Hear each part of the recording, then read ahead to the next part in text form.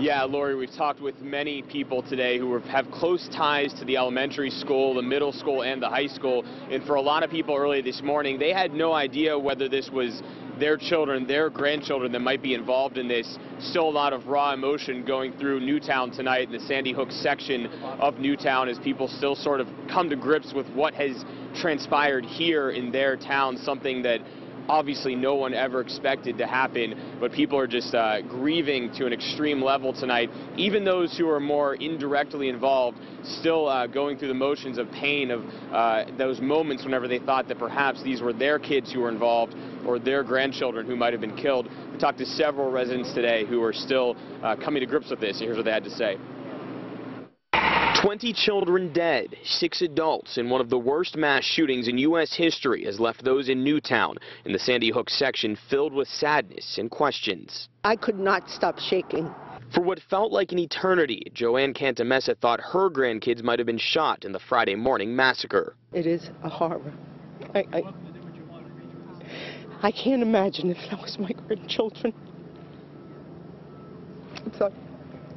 She was relieved to learn her granddaughter and grandson were unharmed. Others weren't so lucky. It's a very, very sad day in Sandy Hook.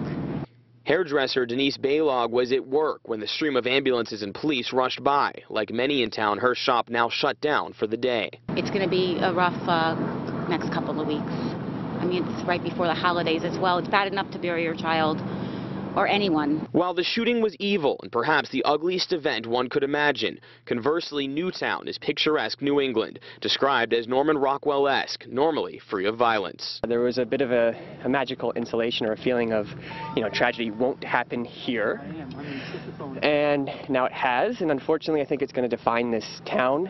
But like past shooting tragedies in Colorado, Virginia, and elsewhere, residents realize it's not about where it happened, but those who are now lost. And while shops are closed, with the victims in mind, everyone's hearts remain open. They keep saying on the TV, oh, Newtown's such a nice town. It doesn't matter, nice town, not a nice town.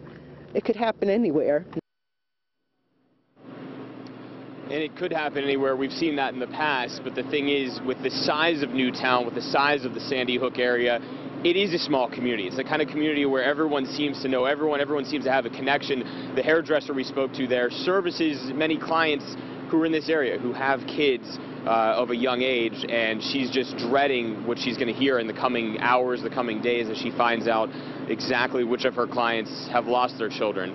And really everyone we talk to seems to have some connection. Many people here have affiliations with the school district, which of course is a major employer for this town. So a lot of people are just, news is trickling in as it did all day in terms of the number of the death toll came in very slowly, but at this point it's about getting names. People are just wondering, was it my friend, was it my family member in some cases who has been lost? So we're going to keep an eye on that. Reporting live from the command center in Newtown, Connecticut, Bo Berman, Fox Connecticut.